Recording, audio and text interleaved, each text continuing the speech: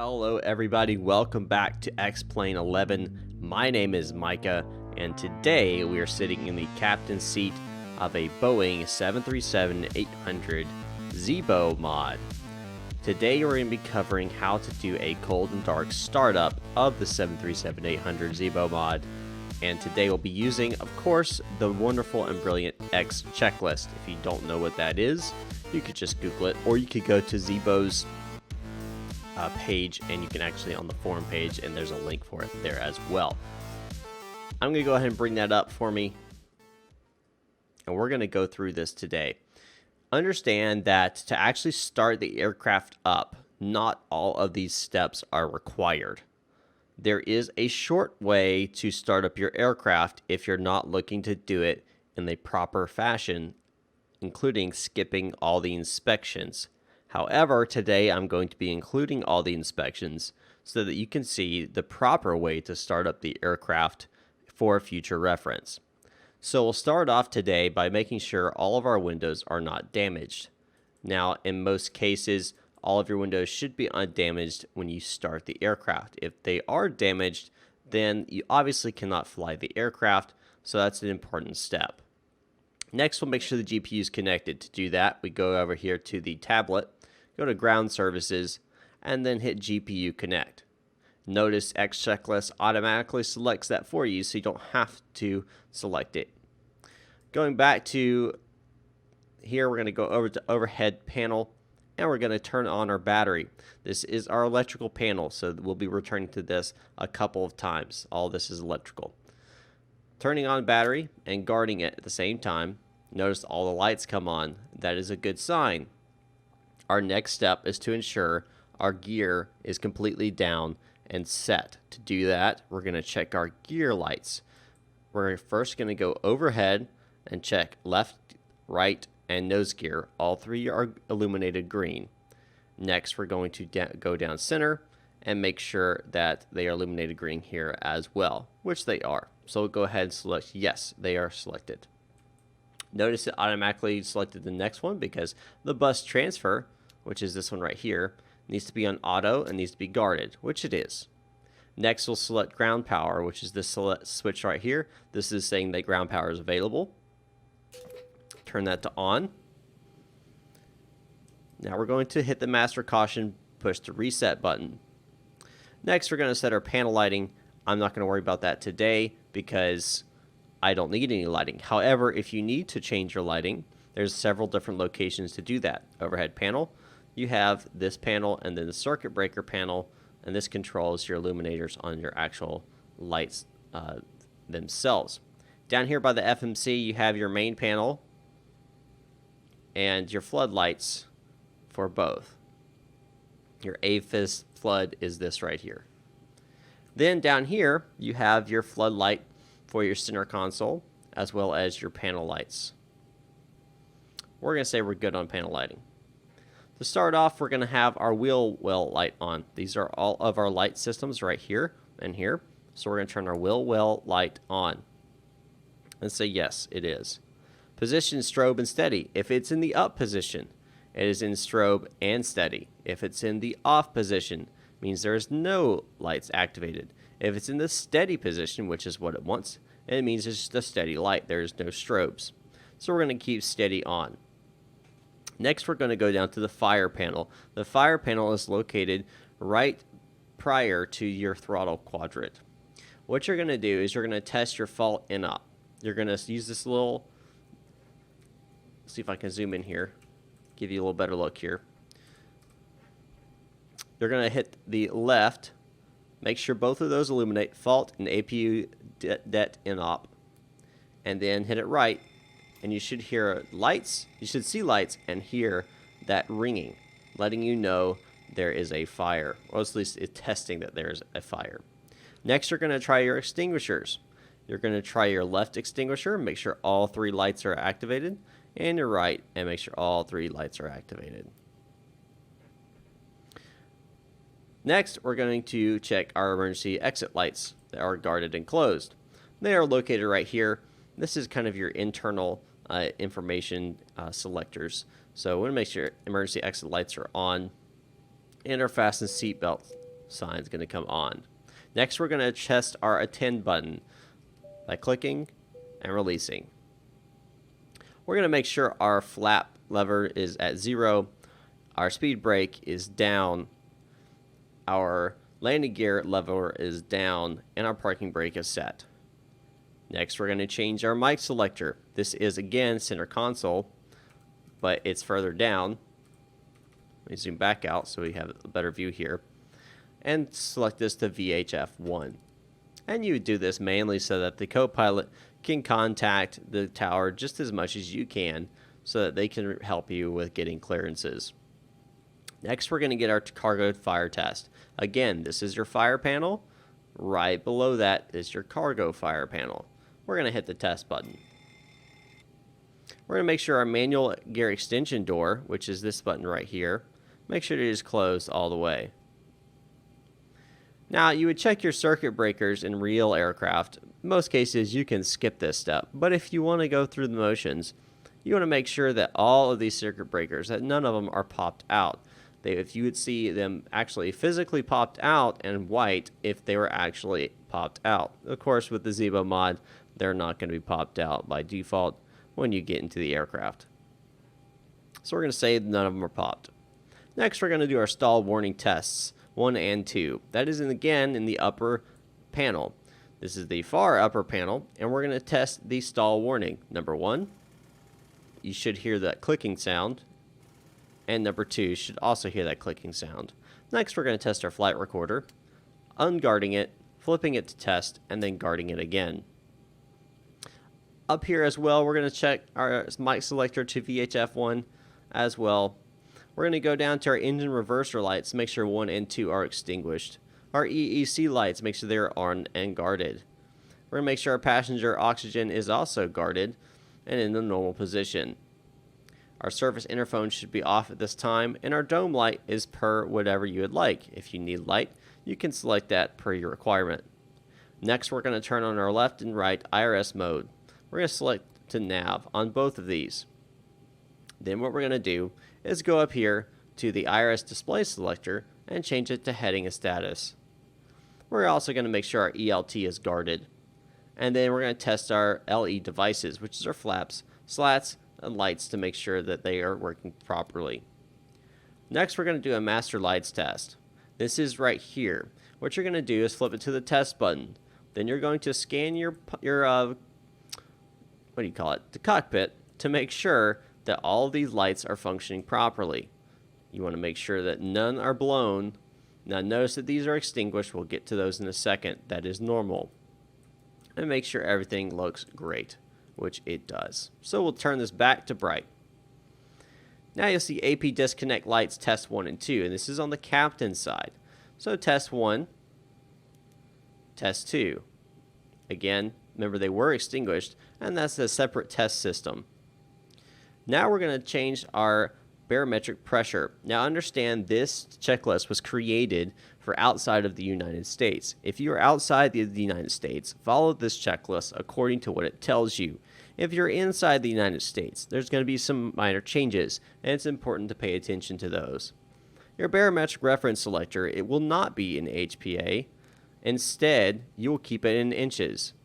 Your barometric value will be your local QNH. There's several places to get that, but we'll use the default version. That way you can pull it without having to worry about going anywhere else. What you can do, go up to your flight, click Show Map. It'll show you a map of the area. Go ahead and zoom in to the airport you're at and select, not the nav, the airport. There we go. And details. It'll give you your mean sea level as well as your conditions. Notice that it gives you your altimeter right here, 3024.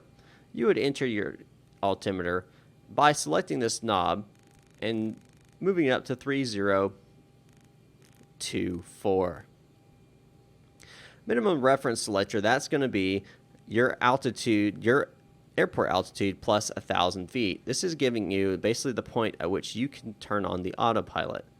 So we can select this, and today would be 1,433, since Seattle has a field elevation of 433.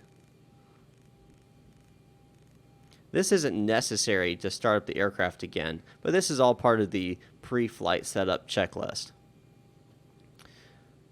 Now what you're also going to select is the standby altimeter. You're going to select and make sure that this is also in the correct altimeter. You don't want to forget this in case you lose your main systems. This will make sure that you can actually fly the aircraft without having your main displays functioning properly. We're also going to make sure that all of our panels are in the normal position, which they are. They are all in the normal startup setup, and they all look good and nothing is broken. Make sure our clock is in UTC, which it is. Our nose wheel steering, make sure it is guarded, which it is. Next, we're going to test our pilot oxygen mask. To find that, it's going to be underneath your tablet, and it's this little point right here. And if you listen closely, you'll be able to hear the test. There we go. That has been tested. Next, we're going to go overhead panel again and test our Mach airspeed warning. 1 and 2. That is great. What I just did was the takeoff configuration test. To test that, all you have to do, making sure your engines are off. Again, make sure your engines have not been turned on yet. You're going to push the throttle forward until you hear the sound of the horn for the takeoff config. That is ensuring your takeoff configuration horn is going to sound in case you have not set yourself for takeoff properly. Next, you're going to go to your co-pilot, not autopilot, your co-pilot seat, and you're going to test the AP disconnect lights as well on their side. Before I do that, I am going to clear this message in the FMC. That way we can see it properly test. Test 1 and test 2. Just like on the pilot side, you would select your barometric pressure. Again, inside the United States, you would use the inches. Outside the United States, you'd use HPA. You are going to select your current barometric pressure, which is 3024.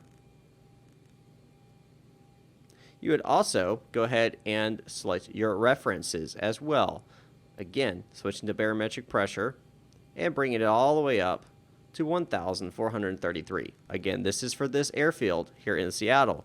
Your airfield will be different based on the sea level altitude.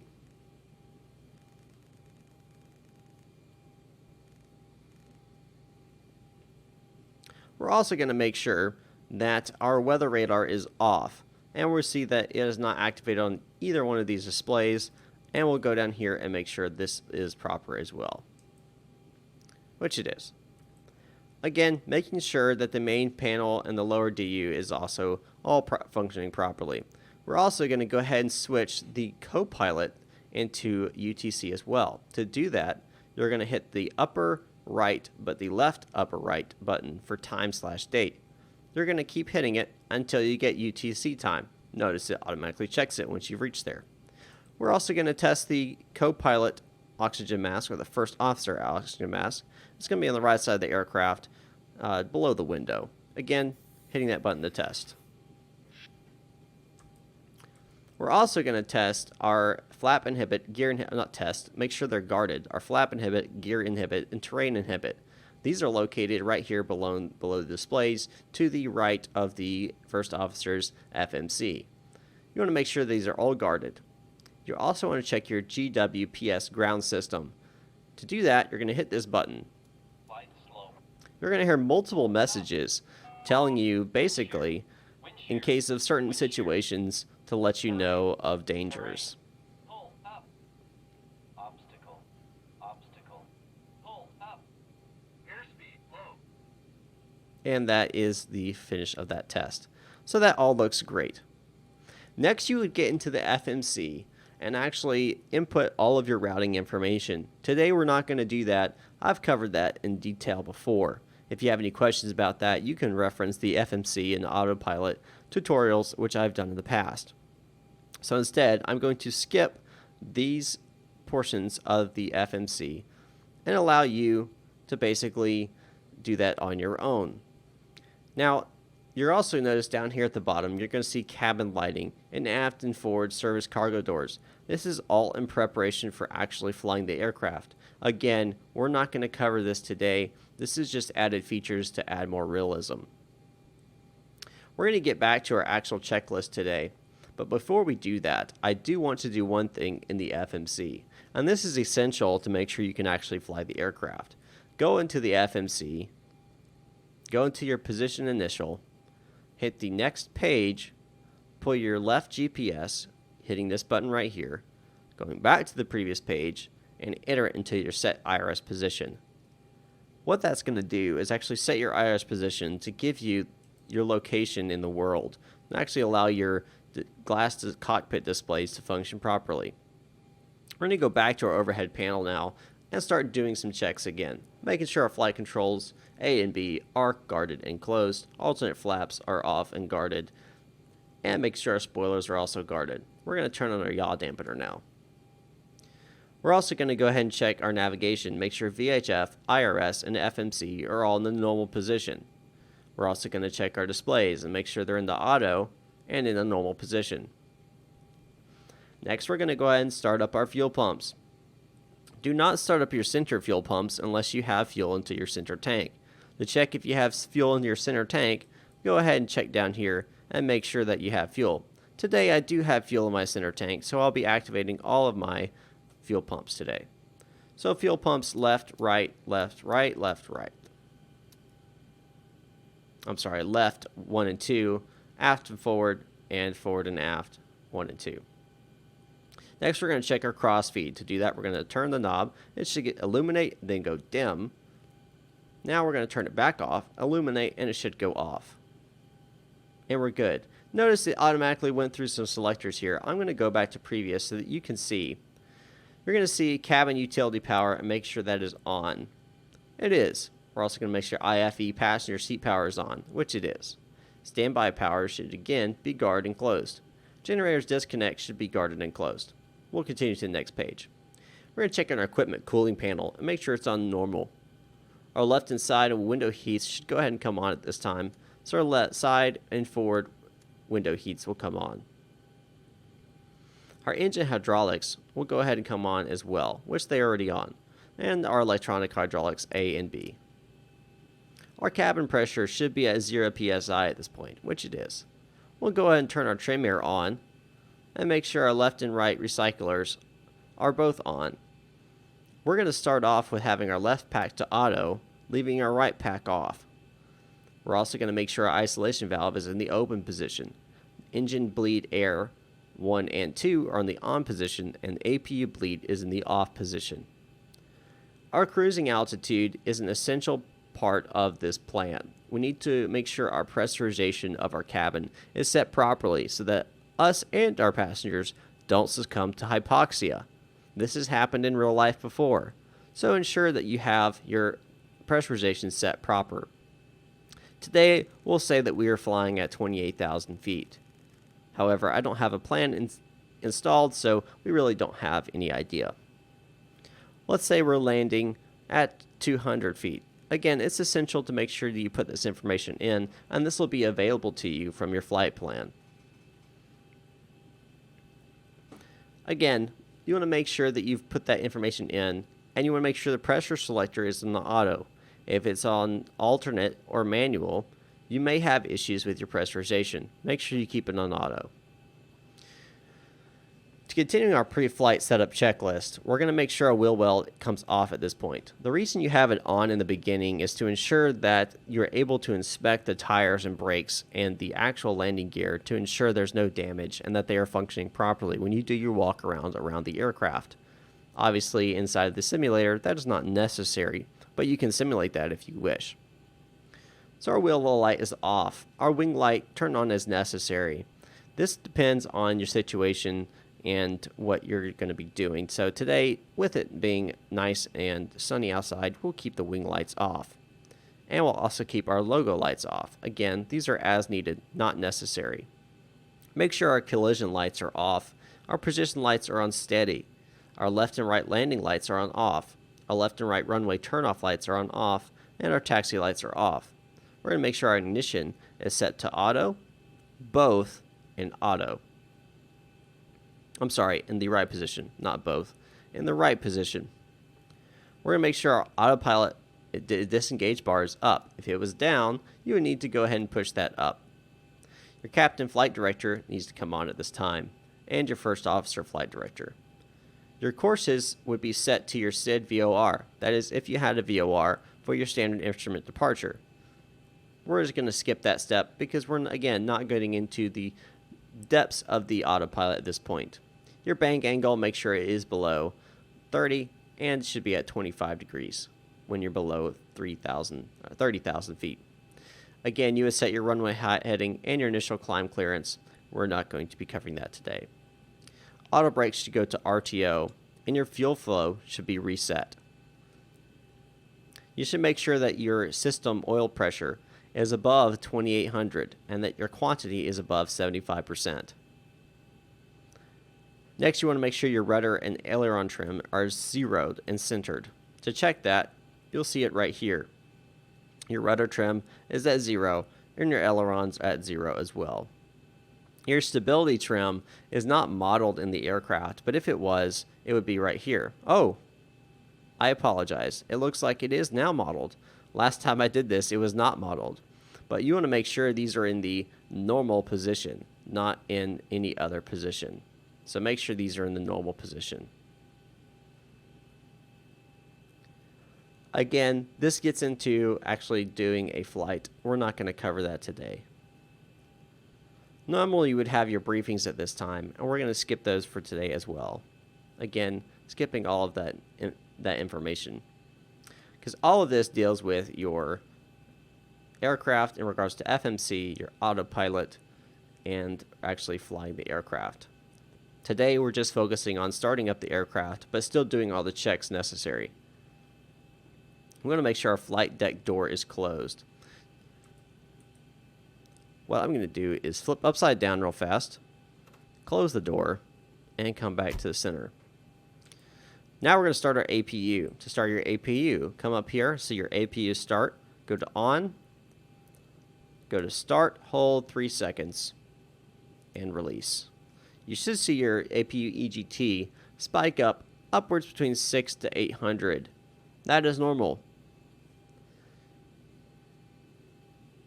What you're going to do is allow it to normalize. It's going to fall back down and normalize around between 2 and 400. You also want to make sure your APU runs loadless, which means you have not turned it to where it requires power pulling from it for at least 1 minute.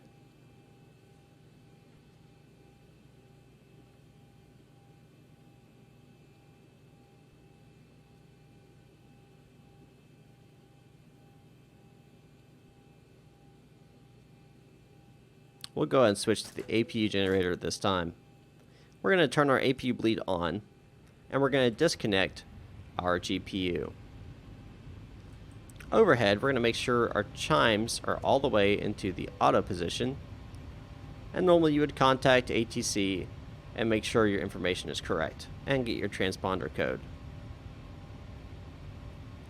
At this point, you would go ahead and start your pushback.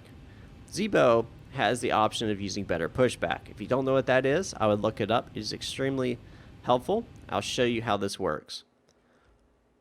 You're able to actually give you a very detailed pushback procedure to make sure that you are in the proper position. Ground to cockpit, plan acknowledged. Call me through the menu when you are ready. We're going to go ahead and request pushback. Ground to cockpit, tow is driving up. So our tow truck is currently en route. Once our tow truck gets here and starts pushing us back, we'll go ahead and get into the actual startup procedure of the engines themselves.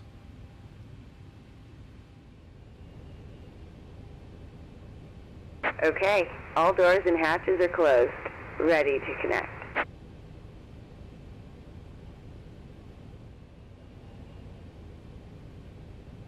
Tow connected and bypass pin inserted. Release parking brake.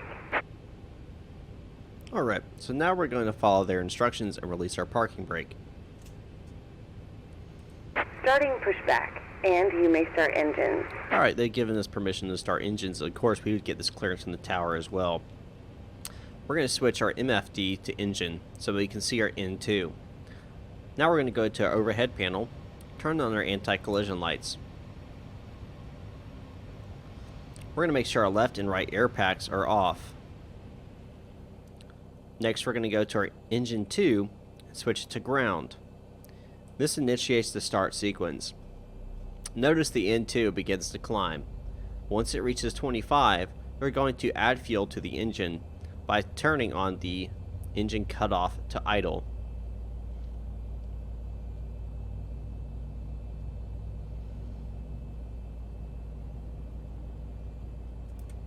Introducing fuel, you'll notice that the EGT also begins to rise.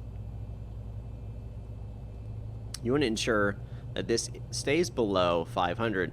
If it increases above 500, make sure your throttle is set all the way to the idle position if you haven't done already. Sometimes you may have accidentally bumped it and it'll cause it to raise temperatures. If it does go over 500 degrees and your throttle is in the idle position, cut off the engine immediately. There may be a problem with the engine and it could start a fire.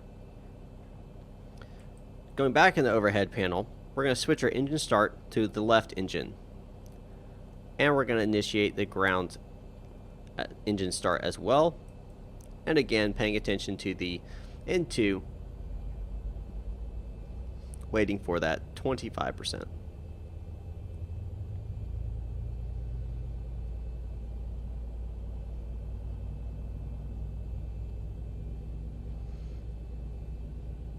Initiating fuel, making sure that the N1 EGT does not reach over 500. Operation complete. Go ahead and set the parking brake. We are now pushed back, so we'll go ahead and set the parking brake per their direction. Disconnecting tow. Stand by. Again, making sure this is stabilized, that we don't have any issues. Make sure it's at least around 420, maybe a little bit low is fine. Now we're going to go into our overhead panel. We're going to switch our generators to our Gen 1 and Gen 2 for our engines. We'll go and turn off our APU at this point.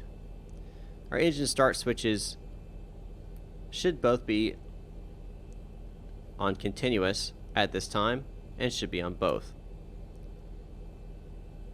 We're also going to make sure our APU bleed comes off. And our left and right packs can come on. Probe heat should also come on. Isolation valve should go to auto. At this point, we have now successfully done a cold dark startup. There is other steps that you need to take before you begin taxiing, but we're not covering that today, as today we are just focusing on starting up the aircraft properly. I hope this has been beneficial to you. If it has, be sure to leave a comment below if you have any questions. Make sure you hit that like button, and if you would, subscribe. I appreciate. Tow is disconnected and bypass pin has been removed. Hand signal on the left. We'll see you next time and have fun up there. I appreciate being interrupted. Like I was saying, I would appreciate if you would subscribe. I'm trying to reach a certain number of subscribers this month, and it would be very helpful if you would, but also to allow you to see other videos that I come out with as they do. Thanks again for watching, and I'll see you guys up in the sky.